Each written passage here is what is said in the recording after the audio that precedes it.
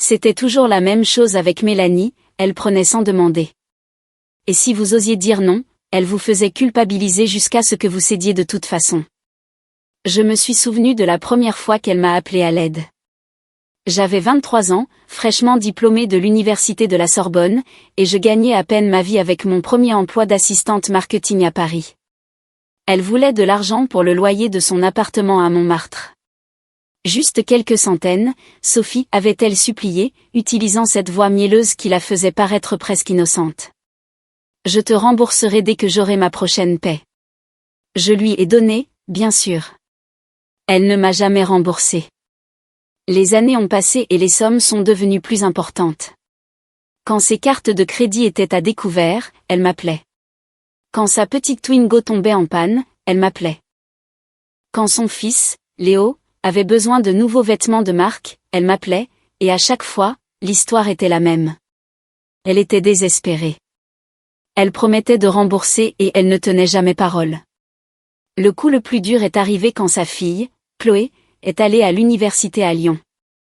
J'avais économisé pour la maison de mes rêves en Bretagne, surveillant chaque euro comme un faucon. Mélanie, en revanche, avait dépensé sans compter, sac à main de créateur, week-end au spa sur la Côte d'Azur, vacances entre amis à Ibiza.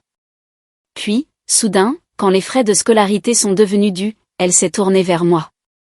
Sophie, tu as toujours été la plus responsable. Tu as de l'argent. Tu ne peux pas aider juste cette fois? Juste cette fois. Combien de fois avais-je entendu ces mots? Trop souvent. Mais j'ai payé. J'ai payé parce que je ne voulais pas que ma nièce souffre de l'insouciance de sa mère. Et puis il y a eu le mariage. Mélanie voulait l'événement le plus grandiose possible. Des fleurs importées par avion, une salle de bal dans un château de la Loire ruisselante d'or et de cristal, une robe qui coûtait plus cher que ma voiture. Bien sûr, elle n'avait pas l'argent pour cela. S'il te plaît, Sophie, m'a-t-elle murmuré un après-midi autour d'un café, ses mains serrant les miennes de manière dramatique. Tu es la seule sur qui je peux compter. Ce jour signifie tout pour moi. J'ai signé le chèque. Je me suis dit que c'était de l'amour, que la famille valait le sacrifice. Mais au fond de moi, une voix murmurait la vérité, Mélanie ne m'appréciait pas. Elle appréciait ce que je pouvais lui donner. Maintenant, debout dans ma villa, je pouvais voir clairement le schéma. Ce n'était pas de l'amour. Ce n'était pas de la sororité. C'était un sentiment de droit. Des décennies de cela, empilées comme des briques sur mes épaules. Mélanie avait toujours supposé que je serais là pour la rattraper quand elle tomberait, et je l'avais été. Mais maintenant, elle voulait transformer le rêve de ma vie en son terrain de jeu. Plus j'y pensais, plus j'étais en colère. Cette villa était censée être un nouveau départ pour moi, une récompense pour chaque nuit sans sommeil, chaque heure supplémentaire, chaque jour férié que j'avais passé au bureau au lieu d'être à la maison. Pourtant, dans l'esprit de Mélanie, mes sacrifices ne signifiaient rien de plus que des vacances gratuites pour elle et sa bande de pique-assiettes. Je me suis dirigée vers la cheminée où j'avais placé une seule photographie encadrée. Nos parents, partis depuis longtemps, souriant sur le porche de notre maison d'enfance à Bordeaux. Ma poitrine se serra. Ils nous avaient éduqués avec les mêmes leçons, travaille dur, sois gentille, respecte ce qui appartient aux autres. D'une manière ou d'une autre, Mélanie avait choisi d'oublier tout cela. J'ai touché le cadre et murmuré, vous auriez honte d'elle si vous saviez. Et peut-être, juste peut-être, vous seriez fiers de moi pour ce que j'étais sur le point de faire. Parce que cette fois, Mélanie n'allait pas obtenir ce qu'elle voulait. Les 40 minutes sont passées comme 4 secondes. Je n'avais même pas fini de déballer le carton de vaisselle dans ma cuisine lorsque le grondement des moteurs a résonné sur la route côtière. Je me suis approchée de la fenêtre et mon estomac s'est noué. 5 voitures, un convoi, le SUV noir de Mélanie en tête comme un général menant ses troupes, suivi de berlines remplies de gens, un pick-up débordant de glacières et de chaises de plage. La poussière s'est élevée de l'allée alors qu'ils entraient, les pneus crissant sur les graviers comme une armée avançant en territoire conquis. J'ai serré ma prise sur le comptoir, le granit froid me ramenant à la réalité. Ma villa, la maison pour laquelle j'avais économisé, rêvé, pleuré, était sur le point d'être prise d'assaut. Les portières claquèrent en succession rapide. Des rires éclatèrent. Des enfants piaillèrent.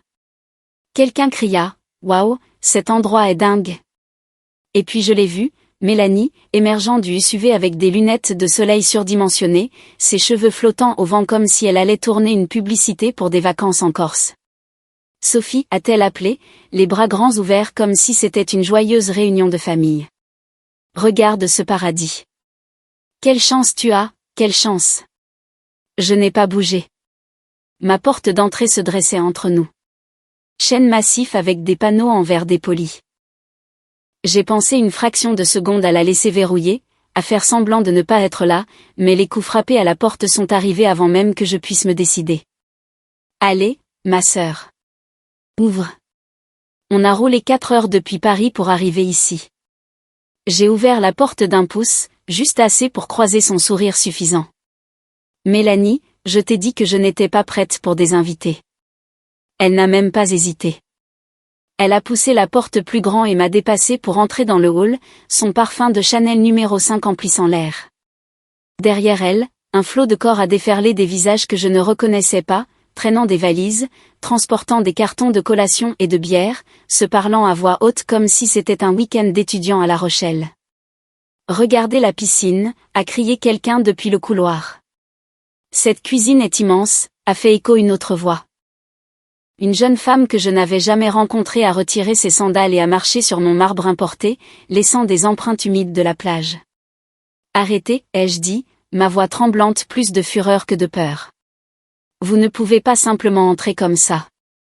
Mais ils ne m'ont même pas entendu. Ou pire, ils s'en moquaient. Mélanie tourbillonnait au centre du hall, les bras grands ouverts. N'est-ce pas parfait, tout le monde? Comme je vous l'ai dit, ma sœur a toujours su vivre grand. Ma sœur, elle l'a dit comme un titre qui lui accordait une propriété automatique. Comme si le fait d'être ma sœur était un laissez-passer à vie pour chaque rêve pour lequel j'avais jamais travaillé. J'ai suivi son regard alors qu'elle pointait du doigt l'escalier. La chambre principale est à l'étage, n'est-ce pas? Je prends celle-là. Elle a la meilleure vue. Mon cœur a fait un bond. Non, ai-je dit sèchement, me plaçant sur son chemin. C'est mon espace privé. Ses lunettes de soleil ont glissé sur son nez, révélant l'éclat glacial de ses yeux. Sophie, ne sois pas égoïste. Nous sommes de la famille, et de plus, tu as beaucoup d'espace. Derrière elle, d'autres voix acclamaient, traînant leurs affaires plus profondément dans ma maison, réarrangeant mes meubles comme s'ils étaient chez eux. Un homme a ouvert une glacière, le bruit d'une canette de bière emplissant mon salon immaculé. En moins de 10 minutes, ma villa, le sanctuaire dont j'avais rêvé, n'était plus la mienne. Elle était à eux. Et Mélanie, ma sœur, se tenait au centre de tout cela, souriant comme si elle avait gagné. Je me tenais figé au pied de l'escalier, regardant Mélanie monter comme une reine accédant à son trône. Ses talons claquaient sur le bois poli, résonnant dans la villa comme un conte à rebours avant la guerre. Mélanie, ai-je lancé, en la suivant. Cette chambre est interdite. C'est la mienne. Elle a rejeté la tête en arrière, son rire sec et dédaigneux. Oh, Sophie, ne sois pas ridicule. C'est juste une chambre. Et tout le monde sait que l'hôte cède le meilleur espace à ses invités. Invités, ai-je sifflé. Vous n'êtes pas des invités. Tu t'es invité toi-même et 15 personnes que je n'ai jamais rencontrées. Elle n'a pas répondu. Au lieu de cela, elle a ouvert en grand les doubles portes de ma chambre principale. La lumière du soleil a inondé la pièce, illuminant le balcon surplombant l'Atlantique. Mon sanctuaire, mon rêve. Elle est entrée comme si la pièce lui avait toujours appartenu. 2 femmes que je ne connaissais pas l'ont suivie, traînant des valises à roulettes sur le parquet. C'est parfait pour nous, a piaillé l'une d'elles. La lumière ici sera incroyable pour les selfies. Non, ai-je dit, ma voix tremblant alors que je bloquais l'entrée. Personne ne dort ici. C'est mon espace privé. Mélanie s'est retournée lentement, retirant ses lunettes de soleil. Ses yeux étaient froids, calculateurs. Sophie, arrête de faire du théâtre. Tu as 4 autres chambres. Celle-ci me convient le mieux. D'ailleurs, elle a jeté un coup d'œil vers le balcon. J'aurai besoin de la vue pour mes vidéos de yoga du matin. Mes abonnés sur Instagram vont adorer. L'aplomb désinvolte de son ton m'a tordu l'estomac. J'ai avancé, me plantant entre elle et le balcon. Sortez. Ses amis ont échangé des regards amusés comme si c'était une sorte de spectacle. Mélanie a souri d'un air narquois. Vraiment, Sophie? Après tout ce que j'ai fait pour toi? Cette phrase m'a presque fait rire. Tout ce qu'elle avait fait pour moi? Pendant des années, j'avais été celle qui la tirait d'affaire, la sauvait de l'expulsion, couvrait ses erreurs. Mais dans la version déformée de la réalité de Mélanie, j'étais l'égoïste. Tu ne comprends pas, ai-je dit, ma voix montant. Cette maison n'est pas une location de vacances. Ce n'est pas un complexe gratuit. C'est la mienne. Je l'ai achetée. Je l'ai gagnée et tu ne vas pas la prendre d'assaut pour un instant. Le silence a empli la pièce, brisé seulement par le bruit des vagues à l'extérieur. Puis le sourire narquois de Mélanie s'est durci. Elle s'est approchée, envahissant mon espace, son parfum âcre dans mon nez. Tu penses que cet endroit te rend meilleur que moi, a-t-elle ricané. Tu penses que l'argent change qui commande ici? Je suis ta sœur, Sophie. La famille passe toujours avant tout. Pas comme ça, ai-je rétorqué, mes mains tremblant, mais ma voix ferme. Pas par la force. Ses yeux se sont rétrécis, et à cet instant, j'ai vu la vérité. Elle n'était jamais venue ici pour une visite. Elle était venue réclamer ce qui n'était pas à elle, comme elle l'avait toujours fait. Seulement maintenant, les enjeux étaient plus élevés. Derrière moi, ses amis avaient déjà ouvert les portes de mon placard, touchant mes vêtements, faisant des commentaires sur l'emprunt de robe. Mon sang bouillait. Dehors, ai-je crié plus fort que je n'avais jamais parlé à Mélanie de ma vie. Sortez tous. Mélanie s'est figée, stupéfaite par la force de ma voix. Pour la première fois, j'ai vu un éclair d'incertitude dans ses yeux. Mais tout aussi rapidement, elle l'a masqué d'un sourire froid. Tu fais une grosse erreur, ma sœur, a-t-elle dit doucement. Une que tu regretteras. Et sur ces mots, elle a jeté sa valise sur mon lit. L'insulte finale. Pour un instant, j'ai juste regardé la valise étalée sur mon couvre-lit, sa fermeture éclair métallique scintillant au soleil. Quelque chose en moi s'est brisé. Des années à me mordre la langue, à céder pour le bien de l'harmonie familiale, à laisser Mélanie piétiner toutes les limites que j'avais jamais fixées. Tout a explosé en même temps. Enlève ça de mon lit. Ma voix est sortie basse, dangereuse, tremblante de fureur. Mélanie a cligné des yeux, prise de court par mon ton. Puis ses lèvres se sont retroussées en un sourire narquois. Oh, Sophie, détends-toi. Tu dois apprendre à partager. La famille aide la famille, tu te souviens? Ce n'est pas ce que maman disait toujours? Ces mots m'ont transpercé comme des couteaux. Elle savait exactement sur quelle corde jouer, toujours entraînant la mémoire de nos parents dans ses manipulations. J'ai dit, non. Ce seul mot a résonné dans la pièce comme un coup de feu. Les bavardages derrière nous se sont tus. Pour la première fois, ses amis ont cessé de fouiller et m'ont regardé comme s'ils réalisaient que ce n'était pas une blague. Mélanie a incliné la tête, sa voix dégoulinante de fausse douceur. Ne sois pas égoïste. Tout le monde ici est d'accord, n'est-ce pas? Un cœur a suivi, des voix que je ne reconnaissais même pas, elle a beaucoup d'espace. Pourquoi faire toute une histoire pour une seule pièce? Allez, Sophie. Ne gâche pas l'ambiance. L'un des hommes a ouvert une bière juste là dans ma chambre, la mousse se répandant sur mon parquet. Il a levé la canette vers Mélanie. À la famille. Ma mâchoire s'est serrée si fort que j'ai cru que mes dents allaient se briser. La famille n'envahit pas, ai-je claqué, me tournant vers eux. La famille n'exige pas, et la famille ne traite certainement pas la maison de quelqu'un comme un hôtel.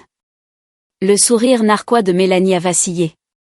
Tu dramatises, a-t-elle murmuré, sa confiance chancelant une fraction de seconde, mais elle s'est ensuite approchée, baissant la voix pour que je sois la seule à l'entendre. Qu'est-ce que tu vas faire, Sophie? Nous virer tous? Tu n'as pas le cran. Ces mots étaient de l'essence sur un feu que j'avais retenu pendant des années. J'ai senti mes mains trembler. Non pas de peur, mais de la rage de décennies qui trouvait enfin sa voix. Oui, ai-je dit, plus fort cette fois, pour que toute la pièce entende. C'est exactement ce que je vais faire. Des halètements ont parcouru le groupe. Les yeux de Mélanie se sont écarquillés, puis rétrécis. Tu n'oserais pas. J'ai fait un pas en avant, redressant mes épaules, mon pouls battant dans mes oreilles. Regarde-moi faire. Pour la première fois de ma vie, je ne reculais pas. Je n'étais pas la jeune sœur tranquille qui nettoyait le désordre. J'étais la propriétaire, la femme qui avait construit une vie à force de sueur et de sacrifices. Et c'était ma limite. Mélanie a ricané. Mais il y avait un éclair de malaise dans son expression. Tu le regretteras, ma sœur. Tout le monde verra quel genre de personne tu es vraiment.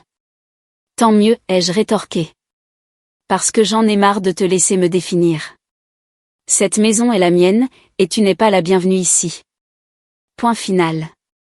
Le silence qui a suivi était lourd, rompu seulement par le fracas étouffé des vagues à l'extérieur. Pour une fois, Mélanie n'avait pas de réplique cinglante. Et pour une fois, je n'ai pas reculé. La pièce me semblait se refermer sur moi. 15 personnes dans ma maison, les voix montaient, les rires résonnaient dans mon sanctuaire comme si j'étais invisible.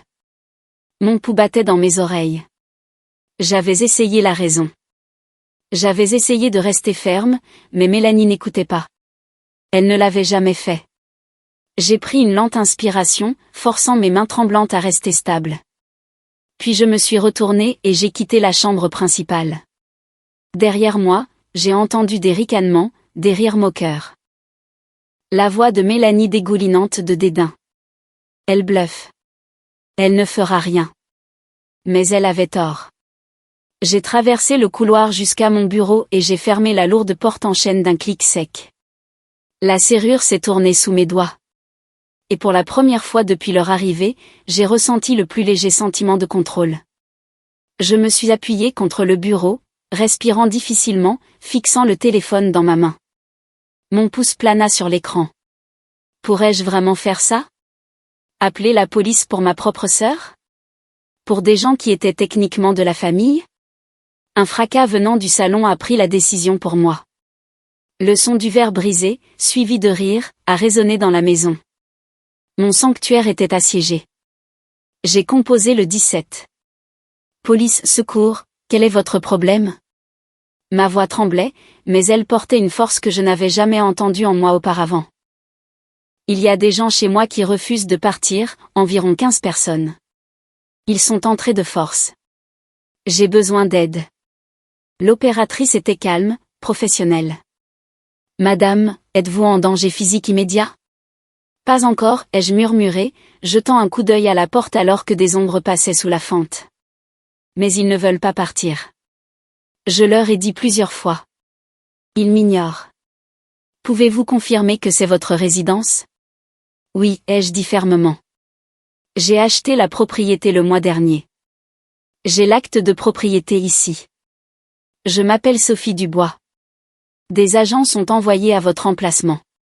Restez dans une pièce sécurisée jusqu'à leur arrivée. Le temps d'arrivée estimé est de 15 minutes. 15 minutes. Je pouvais survivre à ça. Un coup fort a fait trembler la porte du bureau. Sophie. La voix de Mélanie a chanté, faussement joyeuse. Allez, ne sois pas comme ça. Nous sommes de la famille. Parlons comme des adultes. Une autre voix, masculine et moqueuse, a ajouté. Elle appelle les flics, n'est-ce pas? Une vraie drama queen. Mon estomac s'est tordu, mais je suis restée silencieuse. Puis le ton de Mélanie a changé, aussi tranchant que du verre brisé. Si tu fais ça, Sophie, tu le regretteras. Tu me perdras. Tu nous perdras tous. Et tu seras seule dans cette grande maison vide. Ces mots ont ravivé de vieilles blessures. La peur de la solitude qui m'avait hantée pendant des années. Mais au lieu de me briser, ils m'ont endurci. J'ai regardé la photo encadrée sur mon bureau, nos parents souriant, un rappel des valeurs que Mélanie avait depuis longtemps abandonnées. J'ai serré plus fort le téléphone et je me suis murmuré, mieux vaut seul qu'exploité. Devant la porte, les voix sont devenues frénétiques. Ils savaient que la police arrivait. J'entendais Mélanie siffler à ses amis, la panique transparaissant dans son ton. Ne vous inquiétez pas, elle ne le fera pas. Elle ne le fait jamais. Mais cette fois, elle avait tort. Les minutes s'étiraient comme des heures. Mes yeux jetaient constamment des coups d'œil à l'horloge sur mon bureau, chaque seconde s'étirant plus longtemps que la précédente. Devant la porte de mon bureau, les chuchotements s'étaient transformés en disputes. Certains amis de Mélanie voulaient partir. D'autres insistaient pour m'attendre. La voix de Mélanie, tranchante et autoritaire, les traversait tous. Elle ne le fera pas. Elle est juste dramatique. Donnez-lui quelques minutes. Elle ouvrira la porte et s'excusera. Puis enfin, le son que j'attendais. Sirène, faible au début, puis plus forte, déchirant la brise marine comme une lame. Mon cœur a bondi dans ma gorge. Le soulagement m'a envahi, tempéré par un éclair d'effroi car je savais que la confrontation n'était pas terminée. De lourds coups ont secoué la porte d'entrée. Cette fois, ce n'était ni Mélanie ni son entourage. Ce coup portait une autorité. Police, ouvrez. La maison a éclaté dans le chaos.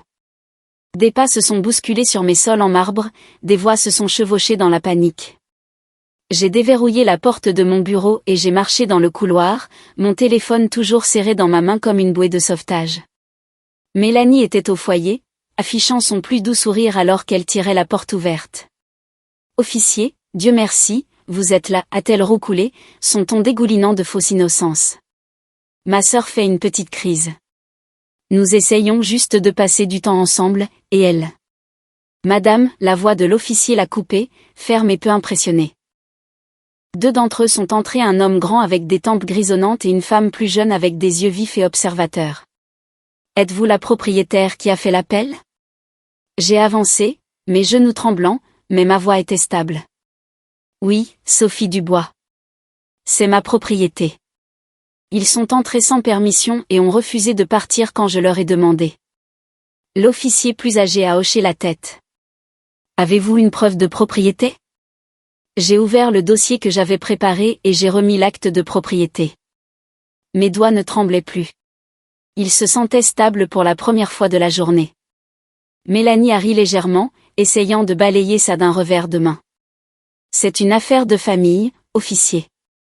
Elle réagit de manière excessive. Nous avons roulé des heures pour arriver ici et elle nous a invités. Je ne vous ai jamais invité, ai-je claqué, ma voix résonnant plus fort que prévu. Vous avez exigé. Vous avez fait irruption. Vous avez détruit ma maison. La jeune officière a balayé la pièce du regard. Ses yeux se sont attardés sur les canettes de bière à moitié vides, les piles de bagages, les empreintes de pas boueuses maculant mon sol immaculé, sa mâchoire s'est serrée. Madame, a dit l'officier plus âgé à moi, voulez-vous que ces individus soient expulsés de votre propriété? Oui, ai-je dit clairement, ma voix inébranlable. Chacun d'entre eux. Des halètements ont parcouru le groupe.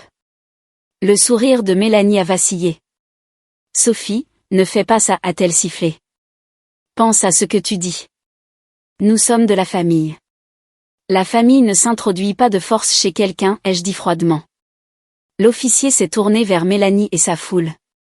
Vous avez 15 minutes pour rassembler vos affaires et partir. Si vous êtes toujours là après cela, vous serez arrêté pour intrusion. La pièce a explosé de protestations. Certains amis de Mélanie ont juré sous leur souffle en commençant à remettre des vêtements dans les valises. D'autres m'ont lancé des regards noirs comme si j'étais la méchante. Mélanie elle-même est restée figée, les poings serrés, son visage un masque de fureur à peine dissimulé sous un sourire tremblant. Tu le regretteras, a-t-elle murmuré, se penchant près de moi alors qu'elle traînait sa valise vers la porte. Tu penses avoir gagné, mais ce n'est pas fini. Je n'ai pas bronché. Pour la première fois depuis des années, je me sentais plus grande qu'elle, plus forte, intouchable. Alors que le dernier d'entre eux sortait sous les yeux attentifs des officiers, le silence a commencé à s'immiscer à nouveau dans ma villa. Ma villa. Et pour la première fois depuis cet appel téléphonique, je me suis autorisée à respirer. Quand la porte s'est finalement refermée derrière eux, le silence était assourdissant. Plus de rires rebondissant sur les murs. Plus de canettes de bière qui cliquetaient ou de pas négligents qui étalaient la saleté sur mes sols. Juste le rythme régulier des vagues à l'extérieur et le léger bourdonnement de la climatisation. Je me suis appuyée contre le mur du hall, exhalant si profondément que j'ai eu l'impression de prendre ma première vraie respiration de la journée. Mes mains tremblaient encore, non pas de peur cette fois, mais de soulagement. La police avait fait son travail. Mélanie et son entourage étaient partis. J'ai traversé la villa lentement, presque comme une enquêtrice inspectant une scène de crime. Bouteilles de bière sur le comptoir, serviettes abandonnées sur le sol, empreintes de doigts maculant les portes vitrées du balcon. Dans ma chambre, mon couvre-lit était froissé par la valise que Mélanie avait si audacieusement jetée là. Une paire de chaussures que je ne reconnaissais pas gisait négligemment près de la fenêtre. Je les ai ramassées et les ai jetées dehors. Alors que je redressais les couvertures de mon lit, j'ai aperçu l'océan à travers les portes du balcon. Le soleil plongeait plus bas, peignant l'eau de nuances d'orange et de rose. Pour un moment, je suis restée là, ma poitrine se soulevant et s'abaissant avec quelque chose entre l'épuisement et le soulagement. Ils étaient partis. La voix de Mélanie résonnait toujours dans ma tête, cependant. Tu le regretteras. Tu nous perdras. Tu seras seul dans cette grande maison vide. Les mots se tordaient dans ma poitrine, appuyant sur de vieilles blessures. Mais ensuite, une autre pensée a suivi, claire et constante. Je préférerais être seule qu'être exploitée. Je me suis versé un verre de vin de Sancerre et je l'ai apporté sur le balcon. La brise salée a caressé ma peau, fraîche et apaisante. Je me suis enfoncée dans une chaise, laissant enfin le poids glisser de mes épaules. Pendant des années, j'avais été la sœur qui disait oui, celle qui sacrifiait. Celle qui ravalait sa colère pour le bien de la paix. Aujourd'hui, pour la première fois, j'avais dit non, et je ne m'étais pas effondrée. Mon téléphone a vibré sur la table à côté de moi. Des dizaines d'appels manqués et de messages de Mélanie ont illuminé l'écran. Je n'ai pas pris la peine de les ouvrir. Au lieu de cela, j'ai retourné le téléphone, face contre table. Ce soir n'était pas à propos d'elle. Ce soir était à propos de moi. J'ai levé mon verre vers l'océan, l'horizon brillant d'or, comme si l'univers lui-même trinquait avec moi. À la paix, ai-je pensé, à la liberté, à enfin tracer la ligne. Mélanie allait rager. Elle allait déformer l'histoire, m'appeler égoïste, peut-être même essayer de monter le reste de la famille contre moi. Je savais cela. Mais je savais aussi autre chose. J'avais des preuves. J'avais la loi de mon côté. Et surtout, j'avais enfin retrouvé ma voie. Cette villa n'était pas juste une maison. C'était un symbole, un rappel que j'avais gagné ma place, ma paix, mes limites, et que personne, sœur ou non, n'allait plus jamais me l'enlever. Alors que les derniers rayons du soleil glissaient sous l'horizon, j'ai ressenti quelque chose que je n'avais pas ressenti depuis des années. L'espoir.